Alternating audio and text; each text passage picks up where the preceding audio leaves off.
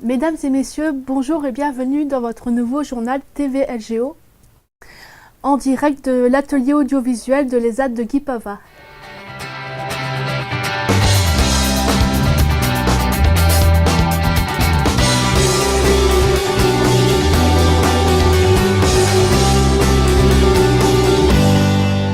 Au sein de l'IME de Plabennec, des jeunes adolescents passent des formations pour apprendre à se déplacer en autonomie. Eh bien, le but de mon intervention, c'est d'évaluer s'ils sont aptes à conduire un scooter ou une voiturette. Parce qu'à 14 ans, maintenant, pour pouvoir être mobile, on leur propose soit l'un soit l'autre. On peut conduire ça à 14 ans, à condition d'avoir, bien sûr, le BSR, le permis AM en auto-école. Donc moi, on m'a demandé de juger leur capacité. Est-ce qu'ils vont s'orienter vers la voiturette ou vers le scooter. Donc j'ai 7 élèves que j'évalue. Sur les 7, par exemple, il y en a 3 ou 4, je les imagine mal sur un scooter. Donc du coup, demain, il y a un autre collègue à moi qui vient et on leur fait un essai sur voiturette pour voir lequel leur correspond le plus. Est-ce que c'est important pour toi d'avoir une formation sur le scooter ? Oui, c'est important. Alors pourquoi c'est important ? Pour apprendre à conduire une voiture, un scooter, d'un endroit à un autre, pour apprendre à aller travailler tout seul, apprendre à se déplacer tout seul, voir des personnes aussi, faire les courses, voilà. Après 50 ans de vie sur le site de la route de Calac, le foyer de vie de Morlaix avec ses résidents et ses professionnels ont fait leur carton pour leur nouvelle résidence à Ploujean. Ça a été une longue préparation déjà. On a eu différentes réunions pour la constitution de groupe, des professionnels, mais aussi des résidents.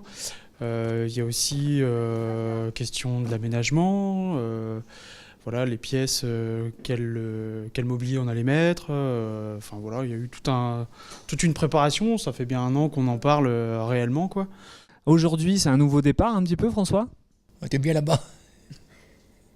Vous étiez bien là-bas, c'est ça ? Ouais. Ouais, on va changer un peu. On va trouver bien ici après.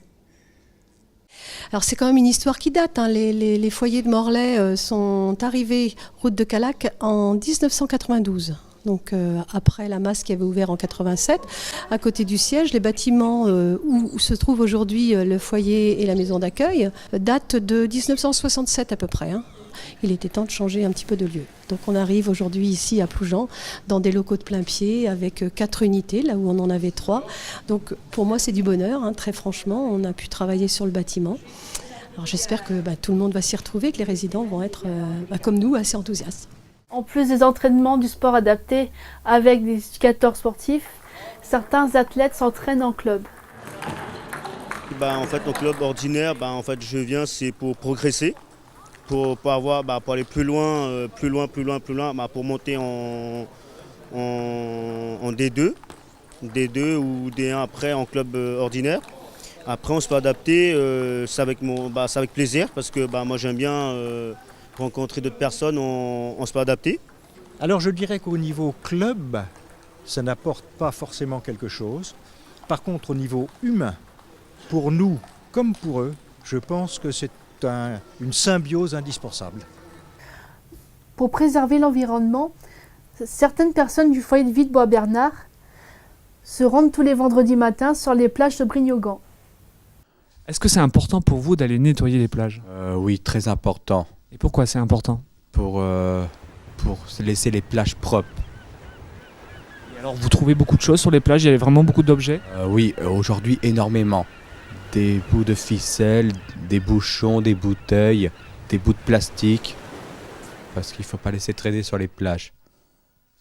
C'est l'envie d'avoir les plages un peu comme elles étaient il y a 100, 200 ans, mais c'est aussi la curiosité, parce qu'il y a souvent des trésors. C'est pas tellement le nettoyage, c'est aussi des trésors qu'on trouve. Et c'est une habitude, c'est une tradition.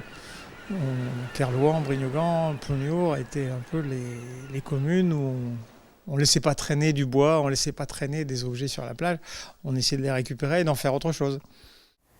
Après 16 ans de concert, le groupe Arcade a présenté ses dernières mélodies devant un public nombreux et enthousiaste.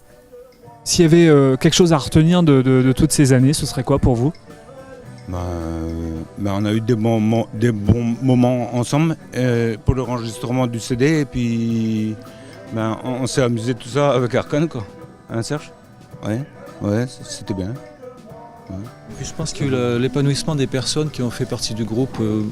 Moi, depuis 15 ans, j'ai vraiment vu des nouveaux musiciens arriver, être au départ un peu crispés, des résidents, et qui se sont vraiment épanouis par ce travail-là, par la musique, par le chant, par la mise en scène, l'affrontement d'un public.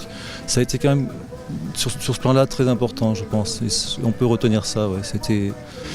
Et je pense que ça a été beaucoup sous l'influence de Gérard, quand même, à qui j'ai envie de rendre hommage. C'est comme grâce à lui qu'on est là aujourd'hui, on lui doit beaucoup. Et puis un vrai plaisir partagé par tous. Donc c'est quand même l'essentiel aussi. N'oubliez pas le colloque sur le thème handicap et travail le 21 et 22 juin 2018 au Quartz à Brest. N'hésitez pas à vous inscrire sur l'adresse qui s'affiche à l'écran.